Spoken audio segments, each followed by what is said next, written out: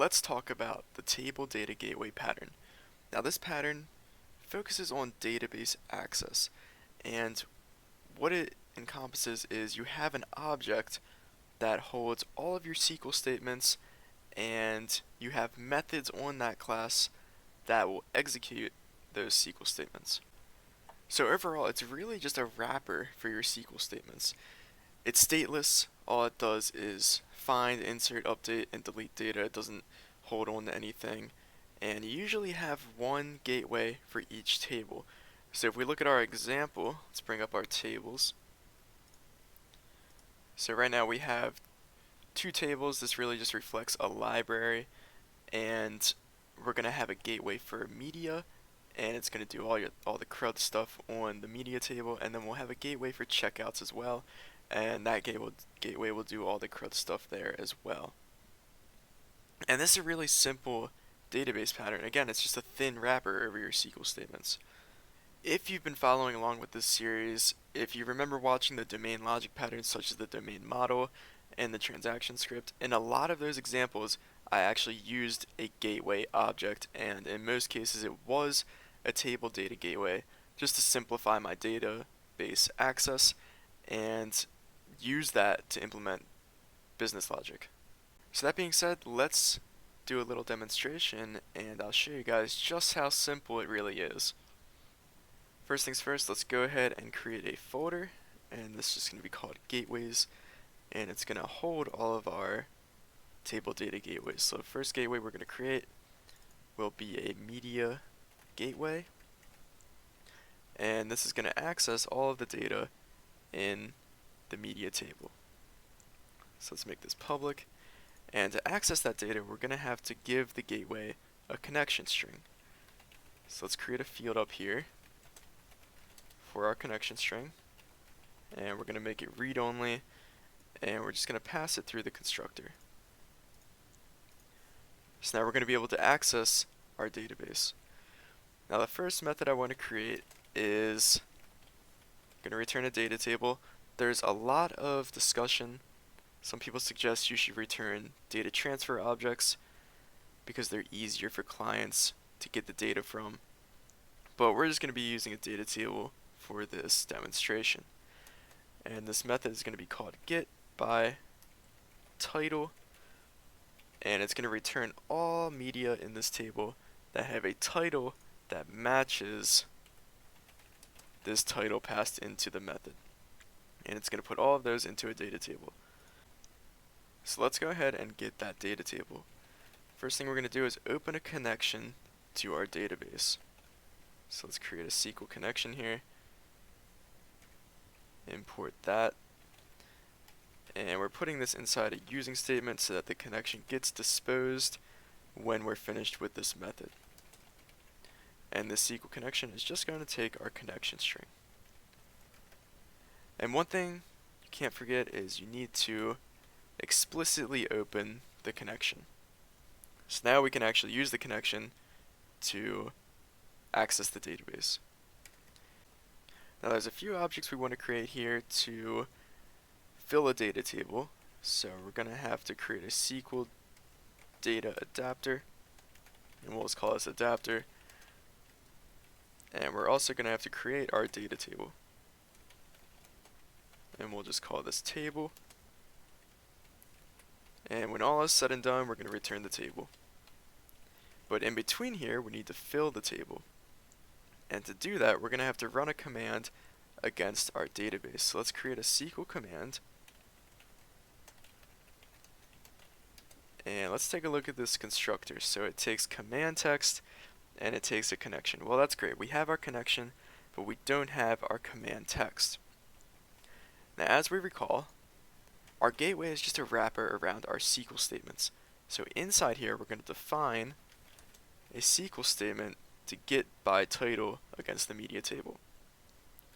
So this can be constant because it's really never going to change, and we'll just call it get by title SQL, and it's just going to be a select statement, select all columns from the media table where the It's actually the name equals title. And this little @ symbol denotes a parameter, so we can actually replace this with this title pretty easily, which I'm about to show in a second. And that should be it for our SQL. Now let's go back to the SQL command and add this SQL, pass it through the constructor, and give the connection as well.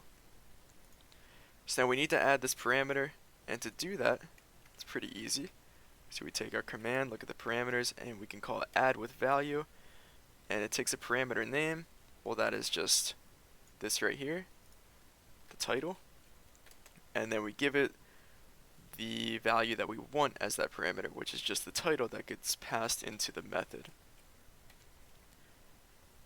So now we have our command set up, and we can set this command on our adapter as a select command, because that's what we're doing, we're getting data. And all we have to do is say adapter.fill table. So it'll fill the data table with the result of this SQL command. So for this demonstration, I'm not going to be doing every single find, update, insert, delete statement, but I'm going to create another method, and this is going to be a delete by ID. So it's going to return a boolean for true or false, and it's going to be delete by ID, and it's going to take an ID from the user. So it's going to be similar to this first method, so I'm just going to copy all this, but it's actually not going to have to use an adapter or a data table, because we're not actually going to return anything other than this success flag. So let's go ahead and actually create that flag. We'll initialize it to false, and we'll return this at the end.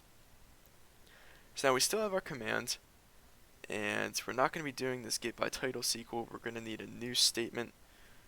So let's make another SQL command, and we'll call this delete by ID SQL. And this is going to be delete from media, where ID equals the ID parameter that gets passed in. So now we can throw that SQL in here. Not there, up here. And we're going to have to update these parameters, so it's going to take an ID parameter, and it's just going to be the ID that gets passed into the method. So now we have our command, and we're just going to execute this command. And we're going to execute a non-query which returns the number of rows affected. And that return value is going to be helpful for us because it's going to help us set our success flags. So if more than 1 or if more than 0 rows are affected, that means that we successfully deleted something. So now let's go ahead back into our program.cs, and I already have my connection string up here, so we're going to create a media gateway. Let's call it M gateway for now, and we're going to use this gateway. We're just going to test it out. So let's do a get by title, and I think I have something named biography, and then we're also going to do a delete by ID, and I think I have an ID of 2. We'll delete Sports Illustrated. Let's put these into, let's get the results from these methods.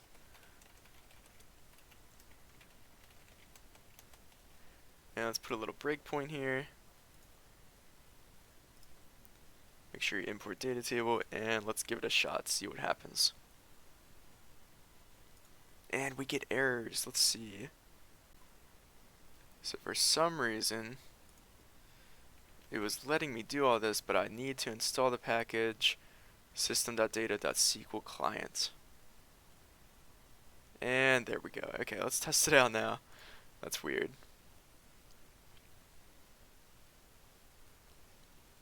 Okay, so success is true, so we actually deleted it. Let's actually take a look. It is gone. Now let's look at this data table, and what you can do is you can go to the rows, and we do have a row. Let's look at the results. It's buried deep in here, but here it is, the biography book or the biography media that we were querying for. Now last thing I want to do is I want to create another gateway. So it's going to be a checkout gateway, and it's just going to access data in the checkout table. So what it's going to have to do is same thing as the media gateway. It's going to need its connection string. So we'll create a field for that, and we'll throw that in through the constructor. And we're just going to put one method on here. We're going to do a little insert method. And to insert into this table, we need a media ID and a due date. So we'll throw those through in these parameters. And it's going to be a really simple implementation. So we're actually just going to copy some of this. Of course, you got to be careful with the copy and paste. But same thing as before, open a connection. Let's import all this. Create a command, execute the command. We're actually not going to have a success flag for this. In most cases with an insert, you'd return the new ID of the insert, like the primary key for the new record, but we're not going to be doing this in this example. Although we could, because the primary key is just the media ID. So what we're going to have to do is we have to update this SQL. So up here, let's create some SQL for an insert command. Insert checkout SQL equals insert into checkout values, and then this is just going to be the parameters that we use, so media ID and due date.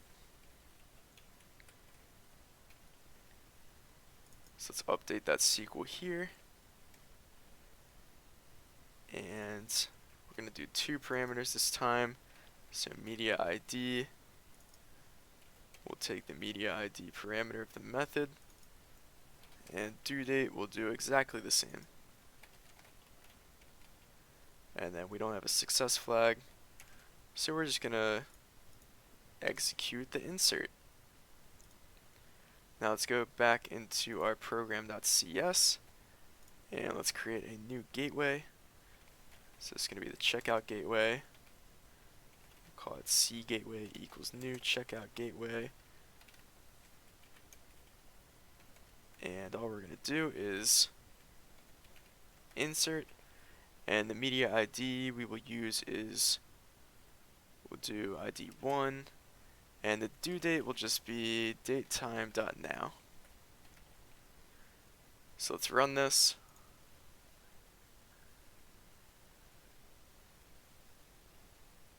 And let's take a look at our checkout table. And there we go. We have successfully inserted the checkout. Now one thing to note is that our gateways, they don't have any business logic in them. We're not doing anything like, oh, how long should this media ID be checked out for? That's not the responsibility of the gateway. You're going to want to create other service classes that will use your gateway to implement that business logic. But anyways, that's the table data gateway. I hope you guys learned something from this video, and if you enjoyed it, be sure to leave a like or subscribe for more. If you have any questions or criticisms or concerns, leave a comment as well. I always get back to comments. I actually like getting comments. So, thank you.